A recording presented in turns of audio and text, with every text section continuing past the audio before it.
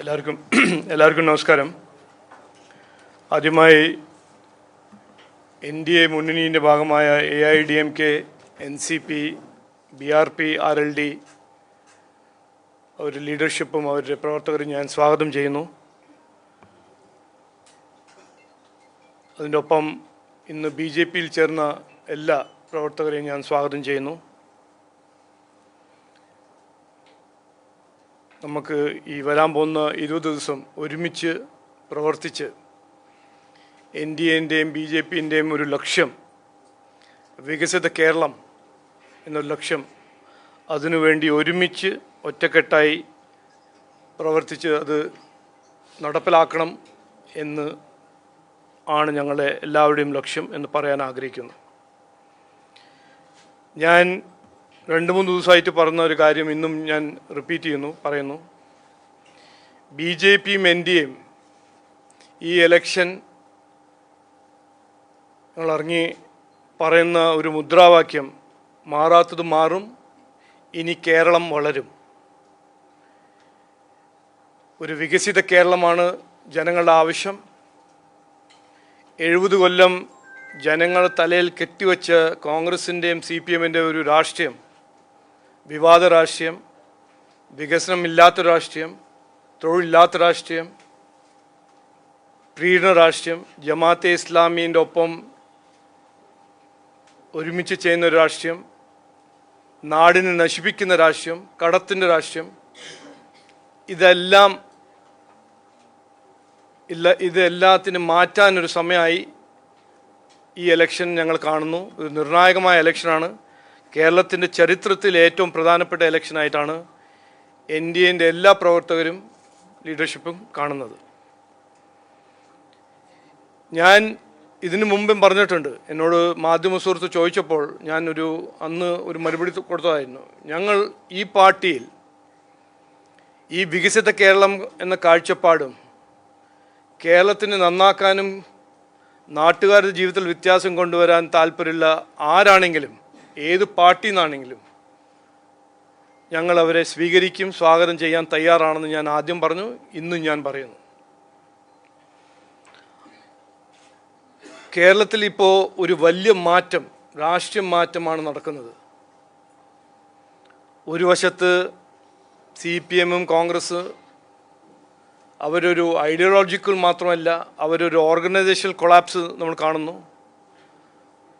മറുവശത്ത് BJP NDA ഒരു വളരുന്ന ഒരു മുന്നണിയായിട്ട് ജനങ്ങൾ കാണുന്നു.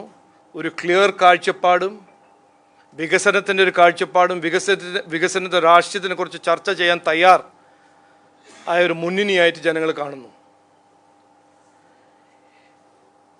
നിങ്ങളൊന്ന് പരിശോധിച്ച് നോക്കൂ. കഴിഞ്ഞ ഒരു 2 മാസം കോൺഗ്രസും CPM എന്തു പറയുന്നു, BJP NDA എന്തു പറയുന്നു. ഞങ്ങൾ മുമ്പോട്ട് വയ്ക്കുന്നത് വികസനം, ആ വികസനത്തിനെ കുറിച്ച് ഞങ്ങളുടെ കാഴ്ചപ്പാട്, ആ വികസനത്തിന് വേണ്ടി അധ്വാനിക്കുന്ന രാഷ്ട്രീയക്കാരും പ്രവർത്തകരും, ഇതാണ് ഞങ്ങൾ ജനങ്ങളുടെ മുമ്പിൽ വെച്ചിരിക്കുന്നത്. ഞങ്ങളുടെ ഒരു ഓഫറായിട്ട് ഞങ്ങൾ ജനങ്ങളുടെ മുമ്പിൽ വയ്ക്കുന്നത്. മറുവശത്ത് വിവാദങ്ങൾ, പേഴ്സണൽ അറ്റാക്ക്, 10 കൊല്ലം ഭരിച്ച CPMന് ഒന്നും പറയാനില്ല. അതിനു മുമ്പ് എത്ര കൊല്ലമായി ഭരിച്ച കോൺഗ്രസും UDFനൊന്നും പറയാനില്ല. അവർക്ക് ഈ പേഴ്സണൽ അറ്റാക്ക് മാത്രം ചെയ്യാൻ ആണ് അവർക്ക് താല്പര്യം. ജനങ്ങൾ ശ്രദ്ധ തിരിക്കാൻ അവർ ശ്രമിക്കുന്നു. ഞാൻ 3 ദിവസം മുമ്പ് ഇവിടെ പറഞ്ഞതാണ്, ഞങ്ങളൊരു പോസിറ്റീവ് ക്യാമ്പയിനായിട്ട് ഈ അടുത്ത 20 ദിവസം ജനങ്ങളെ വോട്ട് നേടാനും ജനങ്ങളെ വിശ്വാസം നേടാൻ ഞങ്ങളൊരു നല്ല ശ്രമം നടത്തും. പോസിറ്റീവ് എന്ന് പറഞ്ഞാൽ ഞങ്ങൾ എന്ത് ചെയ്യാൻ ആഗ്രഹിക്കുന്നു. നരേന്ദ്രമോദിജി ഇന്ത്യയിൽ 11 കൊല്ലം കൊണ്ടുവന്ന വികസനം ഇവിടെയും ഞങ്ങൾ കൊണ്ടുവരാൻ ആഗ്രഹിക്കുന്നു. അഴിമതിരഹിത ഭരണം കൊണ്ടുവരാൻ ആഗ്രഹിക്കുന്നു. തൊഴിൽ, വികസനം, നിക്ഷേപം കൊണ്ടുവരാൻ ആഗ്രഹിക്കുന്നു. ജമാഅത്തെ ഇസ്ലാമി പോലെ അപകടമായ ഓർഗനൈസേഷനെ ഞങ്ങൾ സപ്പോർട്ട് മാത്രമല്ല അവർ നന്നായി എതിർക്കും എന്ന് ഞങ്ങൾ പറയാൻ ആഗ്രഹിക്കുന്നു. വിശ്വാസികളുടെ സംരക്ഷണം BJP NDAക്ക് മാത്രമേ ചെയ്യാൻ പറ്റുള്ളൂ ഞങ്ങൾ മുമ്പോട്ട് വയ്ക്കുന്നു. ഇതാണ് ഞങ്ങൾ പറയുന്നത്. ഇതുവരെ കോൺഗ്രസ് എന്തു പറയുന്നു, അവരുടെ ഒരു വ്യാജ ഗ്യാരണ്ടിയും അത് ആ ഗ്യാരണ്ടി തെലങ്കാനയിലും കോൺഗ്രസിലും അല്ല കർണാടകയിലും ഹിമാചൽ പ്രദേശിലെല്ലാം പൊളിഞ്ഞു കിടക്കുന്ന ഗ്യാരണ്ടീസ് ഇത് മാത്രമേ അവർ മുമ്പോട്ട് വയ്ക്കുന്നുള്ളൂ. അഴിമതിനെ കുറിച്ചൊന്നും പറയുന്നില്ല. അവർ ഇവിടെ നാടിനെ ഭരിച്ചപ്പോൾ എന്ത് ചെയ്തു അതിനെക്കുറിച്ച് പറയാനൊന്നുമില്ല. 10 കൊല്ലം UPA സർക്കാരിൽ 8 മന്ത്രിമാർ കേരളത്തിന് UDF എന്നുണ്ടായിരുന്നു. അവരെന്തു ചെയ്തു അതിന് പറയാൻ താല്പര്യമില്ല, ഒന്നുമില്ല പറയാൻ. അപ്പോൾ ഞങ്ങൾ വെക്കുന്നത് ഒരു പോളിറ്റിക്സ് ഓഫ് പെർഫോമൻസ്. 10 കൊല്ലം 11 കൊല്ലം നരേന്ദ്രമോദിജിക്ക് ജനങ്ങൾ അവസരം കൊടുത്തപ്പോൾ എന്ത് അദ്ദേഹം ചെയ്തു? UP-യിൽ മറ്റെത്രയോ സംസ്ഥാനത്തിൽ BJP NDA ഭരിക്കുന്ന സംസ്ഥാനത്തിൽ എന്ത് നടക്കുന്നു, എത്ര മുന്നോട്ട് പോകുന്നു, അത് ഞങ്ങൾ വയ്ക്കുന്നു, മുമ്പിൽ വയ്ക്കുന്നു. പക്ഷേ കോൺഗ്രസ് കർണാടകയിലും ഹിമാചൽ പ്രദേശിലും തെലങ്കാനയിലും നടക്കുന്ന അഴിമതിയും വികസനമില്ലായ്മയും അതിനെക്കുറിച്ച് ഒരു വാക്ക് പറയാൻ അവർക്ക് താല്പര്യമില്ല. പക്ഷെ അത് ജനങ്ങളുടെ മുമ്പിൽ ഞങ്ങൾ വയ്ക്കും.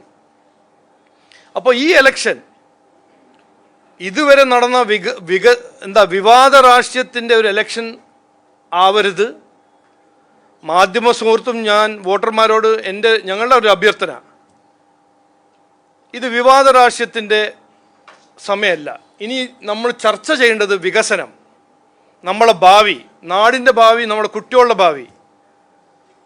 അത് ചെയ്യാനാണ് ഞങ്ങൾ ചെയ്യാൻ പോകുന്നത്.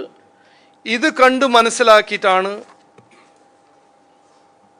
കഴിഞ്ഞൊരു 2 മാസം നമ്മൾ നോക്കിയാൽ, ഞാനൊരു ലിസ്റ്റ് പറയാണ്, നിങ്ങളുടെ ഓർമ്മയ്ക്ക് പറയാണ്, എത്രയോ കേരള രാഷ്ട്രീയത്തിൽ നിന്ന് ലീഡേഴ്സ് BJP NDAൻ്റെ ഭാഗം ആയിട്ടുണ്ട്. അവരുടെ പേര് ഞാൻ ഇന്ന് പറയാൻ ആഗ്രഹിക്കുന്നു, ഒരു ഓർമ്മയ്ക്ക് വേണ്ടിയിട്ടാണ്, ഓർമ്മിപ്പിക്കാൻ.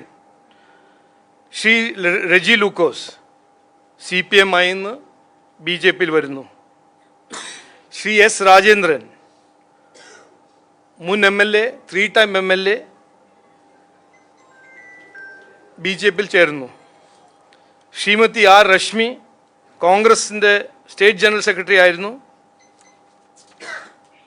BJP-യിൽ ചേരുന്നു. Vatsala Prasannakumar,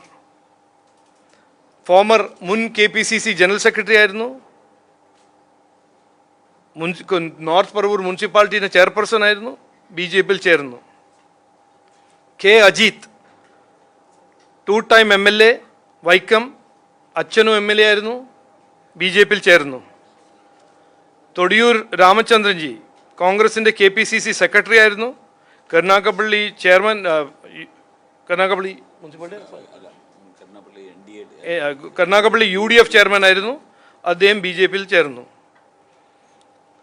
Shri CC Mukundan, CPI sitting MLA, Nattika, BJP-യിൽ ചേർന്നു. മിന്നാന്ന് Shri MJ Job, KPCC general secretary, KSUവിൻ്റെ ഒരു പ്രധാനപ്പെട്ട ലീഡറായിരുന്നു, യൂത്ത് കോൺഗ്രസിൻ്റെയും, അദ്ദേഹം BJP-യിൽ ഒന്ന് ചേർന്നു.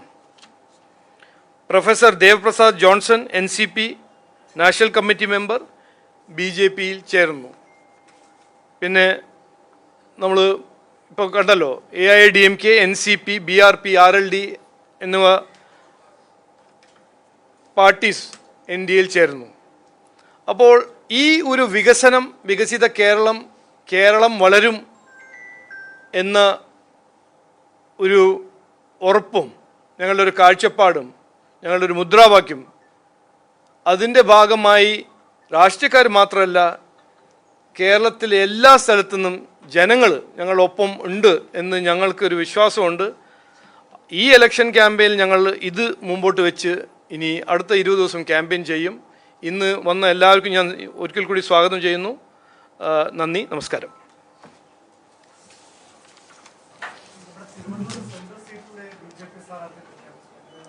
അത് നടക്കും, ഇന്നും നാളെ തീരുമാനിക്കാം. എനിക്കറിയില്ലല്ലോ. അത് അല്ല, ഇനിയും കുറേ ആൾക്കാർ വരും, അതിൽ ഒരു സംശയം ഉണ്ടാകാൻ പാടില്ല. ഞാൻ പറഞ്ഞല്ലോ, ഇത് ഉദാഹരണമായിട്ട് ഞാൻ പറഞ്ഞതാണ്.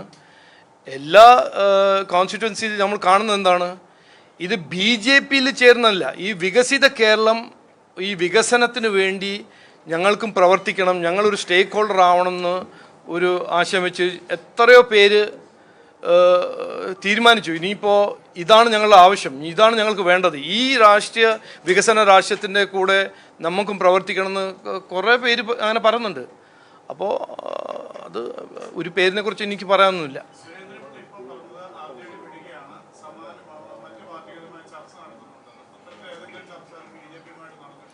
അത് അദ്ദേഹത്തോട് ചോദിക്കണം, എന്നോട് ഇപ്പോൾ ചോദിച്ചിട്ട് കാര്യമില്ല.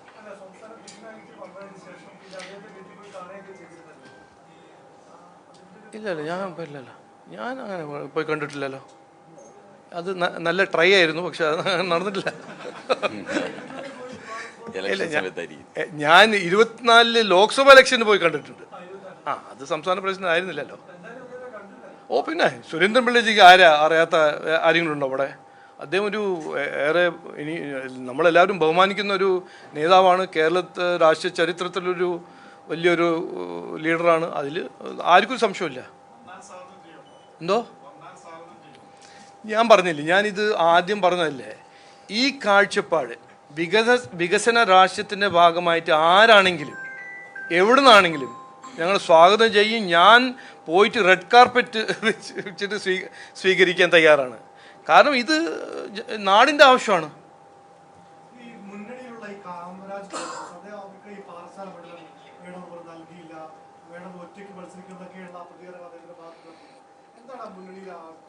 അല്ല, അത് ഞാൻ കേട്ടിട്ടുണ്ട്, സംസാരിച്ചിട്ടില്ല. സംസാരിക്കട്ടെ, ഞാനിപ്പോൾ വന്നതേ ഉള്ളൂ. അപ്പോൾ സംസാരിക്കട്ടെ. നോക്കൂ, ഞങ്ങളുടെ മുന്നണിയിൽ അങ്ങനെ എല്ലാം സ്മൂത്തായിട്ടാണ് പോകുന്നത്.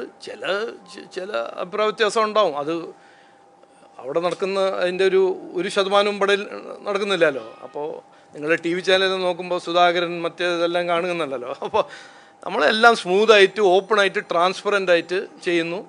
എല്ലാവരോടും സംസാരിച്ചിട്ടാണ് തീരുമാനിക്കുന്നത്. എന്തോ നിങ്ങൾ TV കാണുന്നില്ലേ? കുമ്മനം രാജേട്ടൻ ആരന്മുളയിൽ മത്സരിക്കുന്നുണ്ടല്ലോ.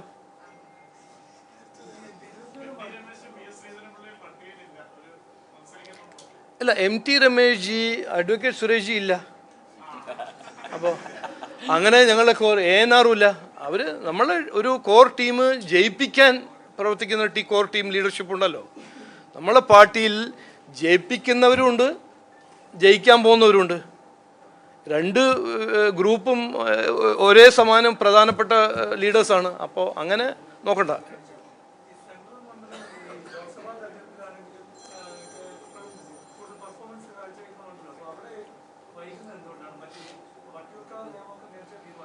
അല്ല, വൈകുന്നത് അതിൻ്റെ കാരണം പറയേണ്ട ആവശ്യമില്ല, ഞാൻ പറയാനും പോകുന്നില്ല. ഞങ്ങളൊരു പൊളിറ്റിക്കൽ സ്ട്രാറ്റജി, ഒരു 6-7 സീറ്റ് ഞങ്ങളിപ്പോൾ പ്രഖ്യാപിച്ചിട്ടില്ല. അത് ഞങ്ങൾ പ്രഖ്യാപിക്കും. ഇന്നോ നാളെ മറ്റന്നാൾ പ്രഖ്യാപിക്കും. 23-ാം തീയതി മുമ്പ് പ്രഖ്യാപിക്കും. അല്ല, എല്ലാ ഫ്ലെക്സിബിലിറ്റി ഉണ്ട്. നോക്കൂ, അല്ല, ഞാനൊരു കാര്യം പറയട്ടെ. പണ്ട് കാലത്ത് BJP എന്ന് പറഞ്ഞാൽ സ്ഥാനാർത്ഥി നോക്കി നോക്കി നടക്കുന്ന ഒരു പാർട്ടിയായിരുന്നു. നിയോജകമണ്ഡലമുണ്ട്, സ്ഥാനാർത്ഥി ഇല്ല. ഇന്ന് അതല്ല സ്ഥിതി. ഇന്ന് എല്ലാ നിയോജക മണ്ഡലത്തിലും 4-5 പേര് കഴിവും കോമ്പറ്റൻറ്റും ലീഡർഷിപ്പ് കാണിക്കുന്ന നമുക്ക് ഓപ്ഷൻസ് ഉണ്ട്. അതെല്ലാം നമ്മൾ ചർച്ച ചെയ്ത് ഡിസ്കസ് ചെയ്തിട്ട് ആരാണ് ഏറ്റവും കമ്പറ്റേറ്റീവ് കാൻഡിഡേറ്റ് ആണ് തീരുമാനിച്ചിട്ടാണ് നമ്മൾ മുമ്പോട്ട് പേര് തീരുമാനിക്കാൻ പോകുന്നത്. അപ്പോൾ അതാണ് നടക്കുന്നത്. അതിൽ സസ്പെൻസോ ഡയലോഗോ അതൊന്നും ഇല്ല, അങ്ങനെയൊന്നുമില്ല. ആരാണ്? ഞാൻ ആദ്യമായിട്ട് കേൾക്കുന്നത് ഞാൻ. മത്സരം അല്ല, എന്താ ഞാൻ പറഞ്ഞിട്ട് സ്വാഗതം ചെയ്യുന്നു. ഞാനും സ്ഥാനാർത്ഥിയാണ്, അദ്ദേഹം നോക്കൂ, തിയറിയിൽ കേരളത്തിൽ എല്ലാം നടക്കേണ്ടത് ട്രയാങ്കുലർ ഫൈറ്റാണ്. പക്ഷേ ഇവിടെ CPM-ഉം കോൺഗ്രസിൻ്റെ അന്തർധാര, അവരുടെ അണ്ടർസ്റ്റാൻഡിംഗ് എല്ലാം നമുക്ക് എല്ലാവർക്കും അറിയാം. അവർ ലാസ്റ്റ് മിനിറ്റിൽ ഞങ്ങളുടെ സ്ട്രോങ് സീറ്റിലെല്ലാം അത് 2-way ഫൈറ്റ് ആക്കുന്നു. ഞങ്ങൾക്കൊരു അങ്ങനെ ഒരു സംശയവുമില്ല. അങ്ങനെയാണല്ലോ ഞാനും ലോക്സഭയിൽ തോറ്റ്. ഞങ്ങൾ ഈ ലോക്കൽ ബോഡി ഇലക്ഷൻ എത്ര സ്ഥലത്ത് കണ്ടതല്ലേ. പക്ഷെ അതിനുവേണ്ടി ഞങ്ങളും ഒരു ശ്രമം നടത്തും അത് തോൽപ്പിക്കാൻ.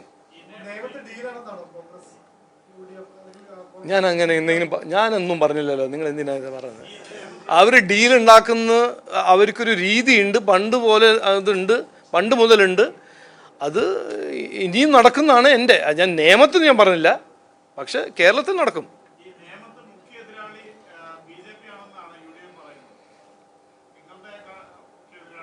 ഇതല്ല അവരുടെ ഒരു പഴയ സ്ട്രാറ്റജിയാണ്. ജനങ്ങളെ ശ്രദ്ധ തിരിക്കാൻ ഇങ്ങനെ ഓരോന്ന് പറഞ്ഞ് നടക്കുന്നത്. ശശി തരൂർ അത് പറഞ്ഞു, പാവം പന്ന്യൻ രവീന്ദ്രനെ അങ്ങനെയാണ് തോൽപ്പിച്ചത് അദ്ദേഹം. ഇതല്ല അവരുടെ ഒരു സ്ട്രാറ്റജി. ഞങ്ങളാണ് ഏറ്റവും പ്രധാനപ്പെട്ട പാർട്ടി, ഇത് തീരുമാനിക്കേണ്ടത് ജനങ്ങളാണ്, അത് UDF അല്ല.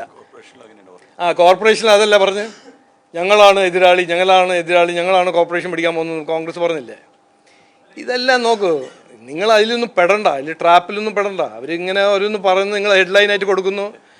ഇതെല്ലാം തീരുമാനിക്കാൻ പോകുന്നത് ജനങ്ങളാണ്. ജനങ്ങളിപ്പോൾ ഈ ഇലക്ഷൻ എനിക്ക് ഒരു 100% ഒന്നും ഞാൻ ഉറപ്പായിട്ട് പറയുന്നു, ഈ ഇലക്ഷന് ജനങ്ങളെ വിഡ്ഢിയാക്കുന്ന ആ പഴയ രാഷ്ട്രം നടക്കില്ല. കോൺഗ്രസ് ഇതുവരെ എത്ര കൊല്ലമായി ചെയ്യുന്ന ഒരു രാഷ്ട്രമുണ്ട്. ജനങ്ങളെ എങ്ങനെയെങ്കിലും ഇലക്ഷന് മുമ്പ് ശ്രദ്ധ തിരിച്ച് എന്തെങ്കിലും പറഞ്ഞ് ആ ഡയറക്ഷനിൽ കൊണ്ടുപോകുക. അതൊന്നും ഈ തവണ നടക്കില്ല. ഇനി ഞങ്ങളൊപ്പം മത്സരിക്കണമെങ്കിൽ വികസനത്തെക്കുറിച്ചൊരു കാഴ്ചപ്പാട് നിങ്ങൾക്ക് ഉണ്ടാവണം. ഞങ്ങളൊപ്പം മത്സരിക്കൂ, വികസനം മത്സരമാക്കി മാറ്റൂ, ധൈര്യം ഉണ്ടെങ്കിൽ. അതൊന്നും ചെയ്യില്ല. വേണ്ടാത്തവരൊന്നും ഞങ്ങളാണ് അത് എതിരാളി. അവരെങ്ങനെയാണ് തീരുമാനിക്കുന്നത്?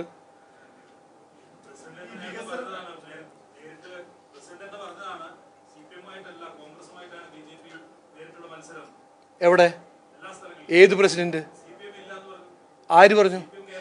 ഞാൻ പറഞ്ഞത് അങ്ങനെ ട്വിസ്റ്റ് ചെയ്യല്ലേ. ഞാൻ പറഞ്ഞത് CPM ഇപ്പോൾ പറഞ്ഞത് അവർക്ക് 3-ാം തവണ ഒരു മാൻഡേറ്റ് കിട്ടുന്നു.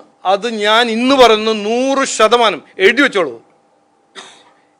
എന്ത് കസറത്ത് ചെയ്താലും അവിടെ ശബരിമലയിൽ പോയി അവർ വഴിപാട് കൊടുത്താലും അവർ കിട്ടില്ല 3-ാം ടേം. അപ്പോൾ ജനങ്ങൾ മുമ്പിൽ 2 ഓപ്ഷൻ ഉണ്ട്, UDF ഉണ്ട്, NDA ഉണ്ട്. അതാണ് കറക്റ്റ്. പക്ഷേ ഓരോരോ നിയോജക മണ്ഡലം അത് 3-വേ ഫൈറ്റ് ആവുമോ 2-വേ ഫൈറ്റ് ആവുമോ തീരുമാനിക്കേണ്ടത് കോൺഗ്രസും CPM-ന്റെ അണ്ടർസ്റ്റാൻഡിംഗ് ആണ്, അവരുടെ പൊളിറ്റിക്കൽ സ്ട്രാറ്റജി.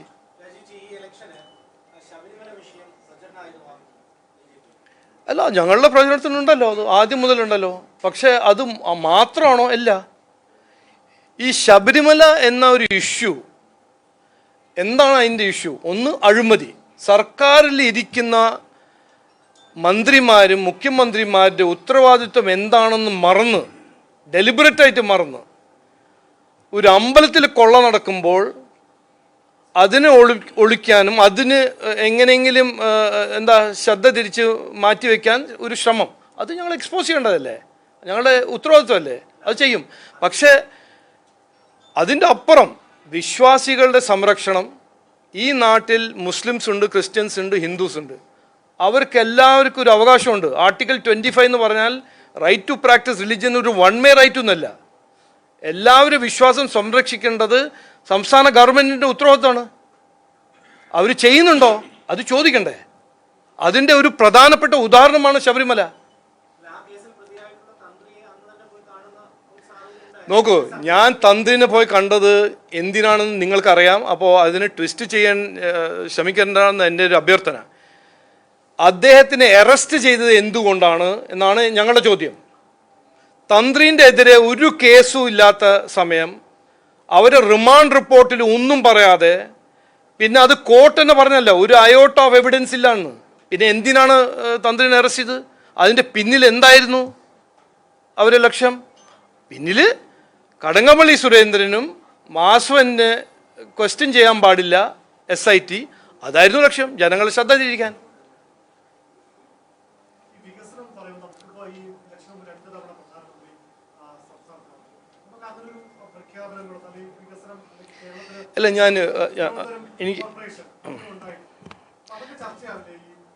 അല്ല, ചർച്ച ആവണം. പക്ഷേ ചർച്ച ചെയ്യേണ്ടത് എങ്ങനെയാണ്? ഞങ്ങൾ ഈ ഇലക്ഷന് വേണ്ടി പ്രഖ്യാപിക്കുന്ന പാർട്ടിയാണോ?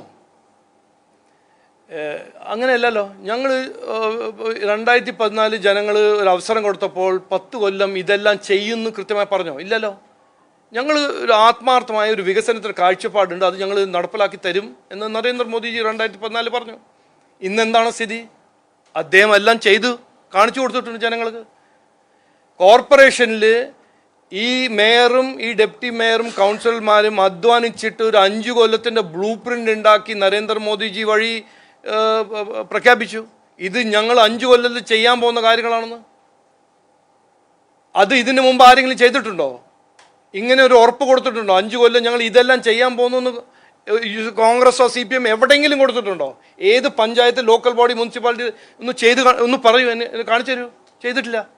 പിന്നെ ഞങ്ങൾ ഈ ഇലക്ഷന് വേണ്ടി മാത്രം ഗിമ്മിക്കായിട്ടൊന്നും പ്രഖ്യാപിക്കുന്ന പാർട്ടിയല്ല. അത് ആദ്യം മുതൽ ഞങ്ങൾ ചെയ്യുന്ന കാര്യമല്ല. ഞങ്ങളുടെ മാനിഫെസ്റ്റോ ഞങ്ങൾ കൃത്യമായി മുമ്പോട്ട് വയ്ക്കും. ഇത് 5 കൊല്ലം ഞങ്ങൾക്കൊരു അവസരം തന്നാൽ ഞങ്ങൾ ഉറപ്പ് തരുന്നു, ഈ 5 കൊല്ലം, ഈ വരാൻ പോകുന്ന 5 കൊല്ലം ഞങ്ങൾ ഇത് നടപ്പിലാക്കും എന്ന് ഞങ്ങൾ പറയും. അതാണ് ഞങ്ങളുടെ ഇലക്ടറൽ പ്രോമിസ്. അത് ഞങ്ങൾ വരാൻ പോകുന്ന ദിവസത്തിൽ ഞങ്ങൾ മുമ്പോട്ട് വയ്ക്കും. വികസിത കേരളം എന്ന കാഴ്ചപ്പാടിൽ എന്ത് ഞങ്ങൾ ചെയ്യാൻ പോകുന്നു, ഞങ്ങൾ ജനങ്ങൾ അവസരം തന്നാൽ എന്ത് മാറ്റം കൊണ്ടുവരും എന്ന് ഞങ്ങൾ കൃത്യമായി പറയും.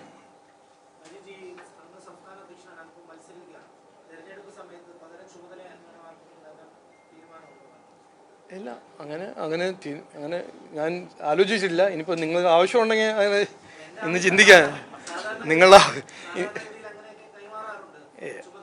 ഞങ്ങളൊരു കളക്റ്റീവ് ടീമാണ്. ഞാൻ സംസ്ഥാന പ്രസിഡന്റ് ഇത് ഒറ്റയ്ക്കോ അങ്ങനെ അല്ല. ഞങ്ങൾ ടീമുണ്ട്, നേതാവുമാരുണ്ട്, എത്രയോ മുതിർന്ന നേതാവ് ഈ പാർട്ടിയിലുണ്ട്. അപ്പോൾ ഈ ഒരു പാർട്ടി സംവിധാനം ഞാനുണ്ടോ ഇല്ലയോ എന്നല്ല പ്രധാനം. ഇത് ഒരുമിച്ച് മുമ്പോട്ട് പോകുന്ന ഒരു സെറ്റപ്പാണ്. ഒരു ക്ലിയർ സ്ട്രാറ്റജി ഉണ്ട്. ഞങ്ങളൊരു ലക്ഷ്യം ക്ലിയറാണ്. അതിനുവേണ്ടി അധ്വാനിക്കും, ഒരുമിച്ച് അധ്വാനിക്കും. അത് BJP മാത്രമല്ല, NDA. ഞങ്ങൾ NDA കോർഡിനേഷൻ നടക്കുന്നുണ്ട്. NDA മുന്നണീൻ്റെ ലീഡേഴ്സ് ഒരുമിച്ച് വർക്ക് ചെയ്യുന്നുണ്ട്. അപ്പോൾ അതിൽ ഞാൻ നിയമത്തിലാണെങ്കിലോ വേറെ എവിടെയെങ്കിലും ആണെങ്കിലും ഒരു ഇഷ്യൂ ഇല്ല.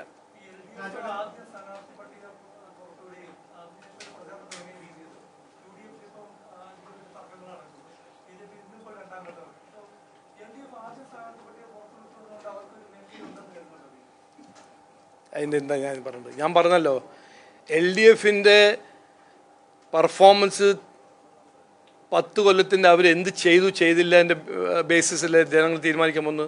അവർ 24 മണിക്കൂർ മുമ്പേ സ്ഥാനാർത്ഥി പ്രഖ്യാപിച്ചോ, സ്ഥാനാർത്ഥിയിൽ ഇന്ന ആളുണ്ടോയെന്ന്.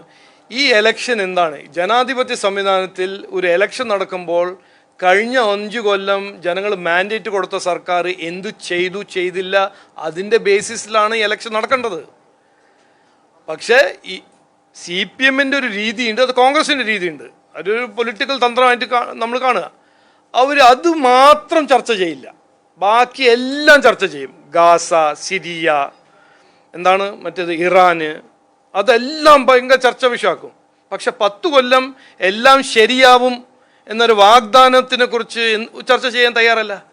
അപ്പോൾ ഇതൊരു അതിൻ്റെ ഒരു വാക്ക് എൻ്റെ ഒരു പ്രവർത്തകന് തന്ന ഒരു ഭരണനാട്യമാണ്.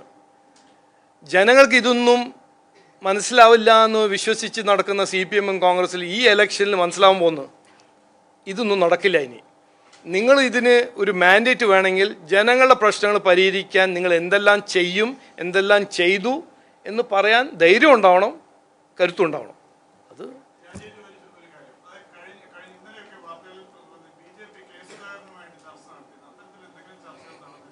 നോക്കുക, ഇതെല്ലാം നിങ്ങൾ എനിക്ക് പറയുന്ന ന്യൂസാണ്. ഞാൻ അദ്ദേഹത്തോട് സംസാരിച്ചിട്ടുമില്ല, അദ്ദേഹത്തെ ഞാൻ ജീവിതത്തിൽ കണ്ടിട്ടുമില്ല.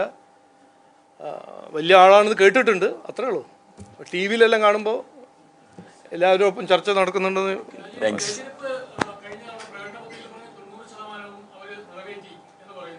ആര് ആ കാൽക്കുലേറ്ററിൻ്റെ ബാറ്ററി ഒന്ന് മാറ്റാൻ പറയും. വളരെ സന്തോഷം. അതുകൊണ്ടല്ലേ നാട്ടിലെ ഏറ്റവും കൂടുതൽ തൊഴിലില്ലായ്മ, രാജ്യത്തിലെ ഏറ്റവും കൂടുതൽ തൊഴിലില്ലായ്മ ഈ നാട്ടിലല്ലേ, ഏറ്റവും കൂടുതൽ വിലക്കയറ്റം ഈ നാട്ടിലല്ലേ. ഓക്കെ നീ വിട്, അത് ജനങ്ങൾ തീരുമാനിച്ചോളൂ. നന്ദി, എല്ലാവർക്കും നന്ദി, നമസ്കാരം. 23-ാം തീയതി മുമ്പ്. നമസ്കാരം.